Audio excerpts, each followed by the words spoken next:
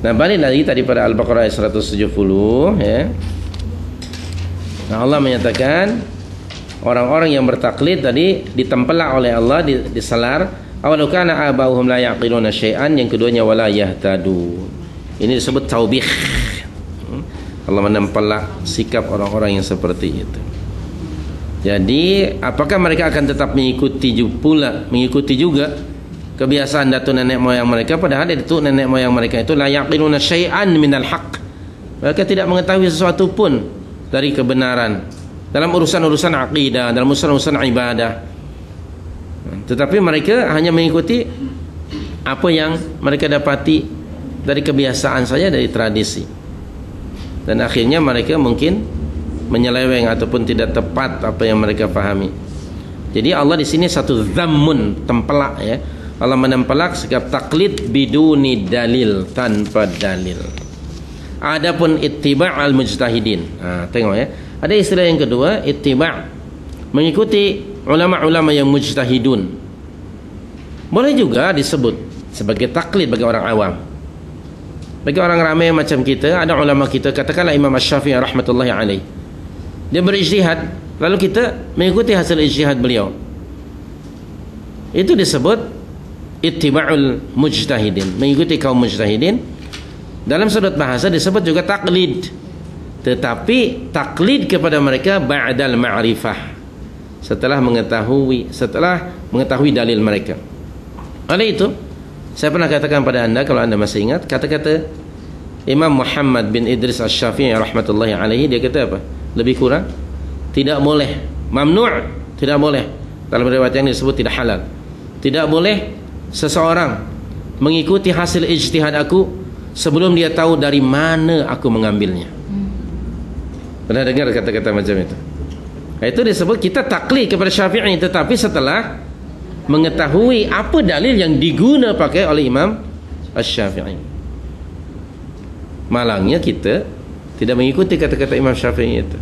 Hanya kita menggunakan nama besar beliau. Kita ni Syafi'i di sini, kita mazhab Syafi'i. Tapi kita tidak lengkap mengikuti beliau. Kita ikut Syafi'i barangkali hanya dalam soal usolli dan qunut.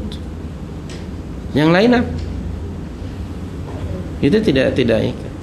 Apa sebab pandangan Imam Syafi'i bagi orang yang meninggalkan salat? Dalam keterangan hadis 40 Nawawi, Imam Syafi'i mengatakan dibunuh orang itu, halal darahnya. Orang yang tidak salat, meninggalkan salat dengan sengaja, dia dibunuh hukumannya.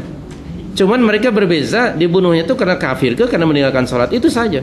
Tapi semua empat imam mengatakan, ya, siapa yang meninggalkan salat, halal darahnya. Sekarang kita mendabik dada sebagai orang yang bermazhab dengan mazhab Syafi'i. Ada tak di kalangan kita yang meninggalkan salat? Nasib baik Imam Syafi'i sudah meninggal. Karena pancung. Jadi kalau nak mengikut, ikutilah beliau 100%. Jangan hanya menggunakan jenama beliau. Dia bari aminna, dia berlepas diri daripada kita, karena kita hanya mendakwah saja. Banyak perkara yang Imam Syafi'i katakan yang kita hanya menggunakan nama dia saja. Na'udzubillah min dzalik. Jadi sekali lagi, mengikuti ittiba'ul mujtahidin, yakni taklid kepada mereka setelah mengetahui dalil mereka. Ini boleh. Kenapa? Tadi ayat yang sudah kita baca, surah 21 ayat 7 tadi kan? Surah 16 ayat 7. Fas'alu ahlal dzikri in kuntum la ta'lamun. Kan tadi ayatnya? Demikian juga di dalam surah 21 surah 21 ayat yang ke-7 dan surah 16 juga ada. Fas'alu ahlal dzikri in kuntum la ta'lamun. Nah, 16:43 21 ayat 7. Maka itu tanya oleh kamu ahlal dzikri, itu kaum orang-orang alim, ayo kita tanya mereka. Lalu kita bertaklid kepada mereka, boleh, tapi bertaklid setelah bertanya, setelah mengetahui dalilnya. Boleh paham di sini? Jadi tidak semua taklid itu mazmum, tidak semua taklid itu tercela. Bagi orang awam macam kita, bertaklidlah kepada imam-imam mujtahidin, tetapi setelah mengetahui dalil yang mereka rujuk. Baik.